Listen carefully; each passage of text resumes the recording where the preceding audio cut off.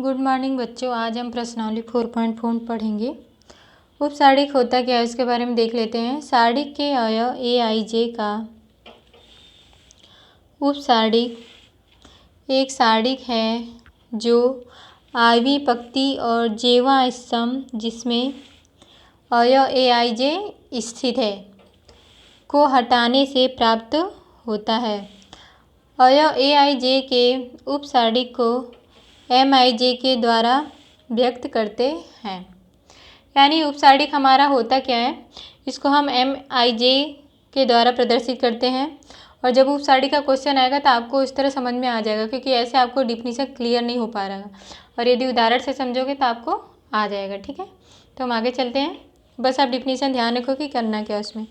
सहखंड क्या होता है? एक अवयव ए आई जे का सहखंड जिसे कैपिटल ए आई जे द्वारा व्यक्त करते हैं। देखो, उपसारिक को किससे? एम आई जे से। सहखंड को कैपिटल ए आई जे से इंडिकेट करते हैं, ये ध्यान रखना। तो क्या कैपिटल ए आई जे क्या होता है? -1 पर आई प्लस जे एम आई जे के द्वारा परिभाषित करते हैं, जहाँ ए आई जे का उपसारिक एम आई जे है।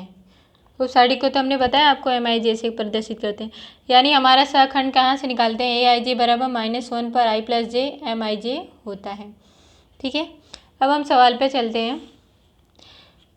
पहला क्वेश्चन है, निम्नलिखित सारिकों के अवयवों के उपसारिक एवं सहखंड लिखे। यानी उपसारिक और सहखंड दोनों बताना है। उपसारिक को हमने बताया था किससे डिनोट करते हैं? एम आई जे से। सारिक को और सहखंड को ए आई जे, कैपिटल ए आई जे। तब हम सवाल करते हैं इसका। क्वेश्चन नंबर 1 का 1 है 2 -4 0 और 3 सारिक हमारा दी हुई। ठीक है, तो इसका हमको क्या करना है? उपसारिक और सहखंड निकालना है। तो देखो हम क्या करेंगे। यदि हमारा देखो, जैसे हमने बताया था ना, ये A11 होता है, A12, A21, A22, इसी तरह होता जाता है। बताया था हमने सारिक में, या आप यू में बताया था आपको। तो इसमें क्या, यदि हम M11 निकालते हैं, जैसे A11 ये होता है तो M11 भी यहाँ पर होता है।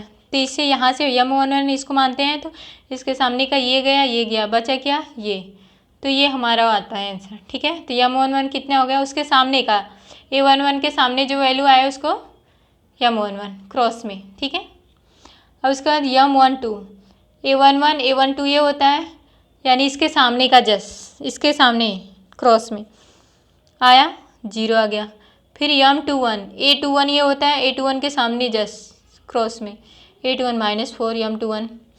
और इसी तरह M22 यानी A22 ये आता है, तो M22 यहाँ से फाइंड करेंगे, इसके जस्ट क्रॉस में 2। समझ में आया? यानी जो हम लेते हैं उसके जस्ट क्रॉस में, यदि 1 दिया है तो 1 के क्रॉस में जो आता है, 1 दिया है उसके क्रॉस में जो आता है, 2 दिया है उसके क्रॉस में जो आता है, ऐसा लेना होता है हमको उपसारिक का मान निकालने के लिए। ठीक है, जब 2x2 ऑर्डर का हो हमारा सारिक। तो अब इसका सहखंड कैसे निकालते हैं? सूत्र हमने बताया, ए कैपिटल ए आई जे बराबर -1 पर आई प्लस जे एम आई जे। इसीलिए हमने पहले एम आई जे फाइंड कर लिया। 1 1 2 होता है ना। अब देखो M11 क्या होता है सूत्र से? -1, ये 1 है, ये भी 1 है, तो 1 + 1 हो जाएगा। ये आई होता है, ये जे होता है, ये भी 1 -1 पर यदि 2 घात करते हैं, तो जब यदि सम संख्या रहती है घात -1 पर तो प्लस आता है, यदि विषम संख्या रहती है तो माइनस आता है, -1 पर यदि रहती है तो। यहाँ सम घात है यानी 1 आया, और M11 की वैल्यू कितनी है ऊपर से देख लेंगे, 3 है, रख दिया, हमारा आंसर 3 आ गया। A11 A12 -1 पर 1 + 2 M12 होगा सूत्र से। सहखंड निकालने का सूत्र जो बताया उसको ध्यान रखना आप लोग। अब ये -1 पर 3 घात है, 3 क्या है? विषम संख्या है। विषम संख्या हमने बोला -1 पर यदि विषम संख्या घात हो तो उसकी वैल्यू कितनी आती है? -1 आती है। और M12 की वैल्यू 0 है, 0 आ गया हमारा गुणा किया तो। अब A21 है, -1 पर 2 + 1 A21, ये भी 3 घात है यानी माइनस आएगा। और M21 की वैल्यू कितनी है? -4 है, रख दिया हमने, 4 आ गया। A22 -1 पर 2 + 2 M22, इस पर 4 घात है, 4 घात यानी सम घात होती है। सम का कितना आता है? 1 आता है। और M22 की वैल्यू कितनी है? 2 है, रख दिया हमने, आ गया 2। ये हमारा उपसाडिक और सखंड है साडिक का, ठीक है, ऐसे ही निकालते हैं। अब अगला क्वेश्चन है, इसमें भी वही निकालना है, पर ये कितने आर्डर का है, 3x3 का है। तो इसका कैसे निकालते हैं एक बार देख लेते हैं। क्वेश्चन हमारा दिया है 1 0 0 0 1 0 0 0 1। इसके एक सवाल और है, आप लोग कर लेना, ठीक है। इसको हल कैसे करेंगे देखो आप लोग। ये हमारा क्वेश्चन दिया, हमने क्वेश्चन लिख लिया यहाँ पर। अब M11 जैसे A11 ये होता है A12 A13, A21 A22 A23, A31 A32 A33। उसी तरह M11 M12 ऐसे होता है, ठीक है। एक ही जगह M1 मान लेंगे, ठीक है। अब M11 हमें निकालना हो तो हम कैसे निकालते हैं, देखो M11 जैसे A11 यहाँ पर होता है। हमने इसमें क्या करेंगे, हम इसके सामने का ये गया और ये गया, बचा ये, तो ये साडिक में लिख लेंगे हम। आप डायरेक्ट भी हल कर सकते हो आपको यदि आ रहा है तो, और नहीं आ रहा है तो समझने के लिए आप इसको साडिक में लिख लोगे। लिख लिया हमने। इसके सामने यदि M11 है तो ये लेंगे, M12 है तो ये लेंगे, इसके सामने का ये गएगा, ठीक है। तो आप देखो बारी बारी से हमें M11 ज्ञात करना है, तो M11 यहाँ पर आएगा, तो इसके सामने का ये गया, बचा ये साडिक में हमने लिख लिया। अब यदि हम साडिक को हल करते हैं, ऐसे करते हैं गुणा, 1 का 1 में गुणा करें 1, और ये 0 का कर कोई भी संख्या हम करेंगे 0 ही आएगा, यानी हमारा आ गया M11 1 आ गया। अब M12 कहाँ है, ये है, M12 यही है ना। अब देखो ये है, तो इसके सामने का ये गया और ये गया, बचा क्या 0 0 0 1 बचा साडिक में, लिख दिया हमने। अब इसको सॉल्व करेंगे हम, साडिक को जैसे सॉल्व करते हैं वैसे सॉल्व करेंगे, तो क्या आएगा 0 - 0 0 ही आएगा। अब इसी तरह M13 है, M13 कहाँ आएगा, यहाँ आएगा, ऊपर वाले में ही आएगा, यहीं पर आएगा M13। फिर इसके सामने का ये गया, बचा साडिक में ये, लिख दिया हमने। इसको सॉल्व करेंगे तो ये भी वैल्यू 0 आएगी। इसी तरह M21 कहाँ आ गया, यहाँ आ गया, तो इसके सामने का ये गया, बचा 0 0 0 1, लिख दिया हमने। इसको हल करेंगे तो ये भी वैल्यू 0 ही आएगी, ठीक है। अब अगला देखते हैं M22 कहाँ आएगा, यहाँ पर आएगा। अब इसके सामने का ये गया और ये गया, तो 1 0 0 1 बचा, 1 0 0 1। इसको हल करेंगे तो 1 - 0 यानी 1 आएगा। अब M23 कहाँ गया, 2 का मतलब क्या, दूसरी पंक्ति और तीसरा स्तंभ, ये ध्यान देना आप लोग। तो M23 कहाँ पर आएगा, यहाँ आएगा, तो इसके सामने का ये गया 1 0 0 0 साडिक में आएगा, इसकी वैल्यू भी 0 ही आएगी। अब M31 ये आएगा, इसके सामने का ये गया, इसके सामने का ये गया, बचा 0 0 और 1 0 0 0 1 0 बचा। इसको सॉल्व करेंगे, ये वैल्यू 0 आएगी हमारी। इस तरह M32 है, ठीक है।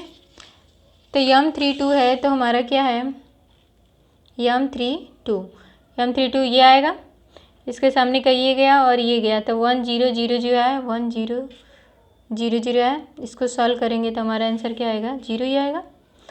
अब लास्ट बचा हमारा M33 ये आएगा, इसके सामने का ये गया 1 0 0 1 बचा, 1 0 0 1 बचा, 1 - 0 आएगा, यानी हमारा आंसर आएगा 1 आ गया हमारा।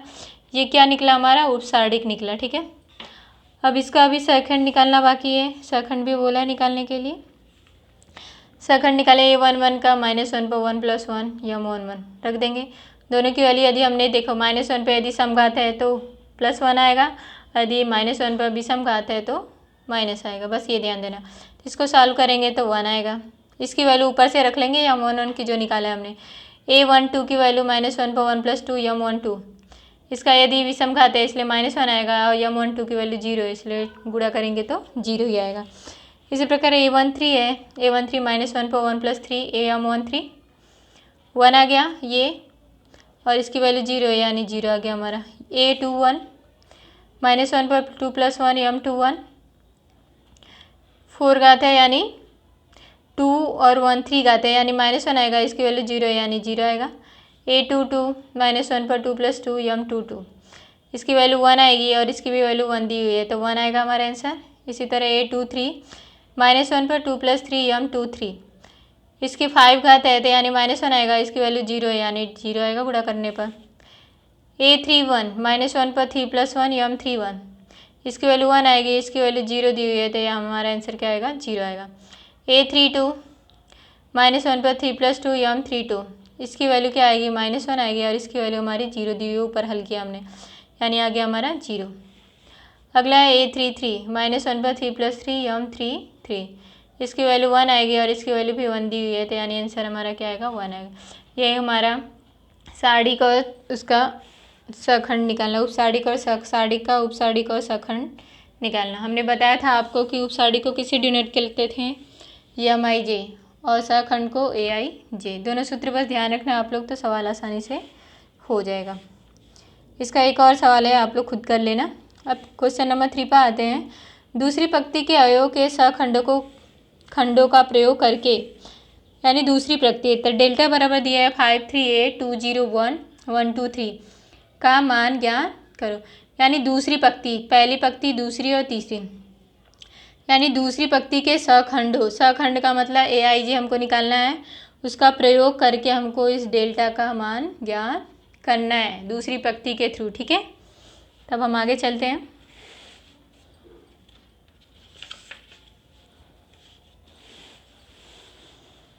हमारा दिया हुआ है डेल्टा बराबर दिया है 538201123 सारणी में दिया है।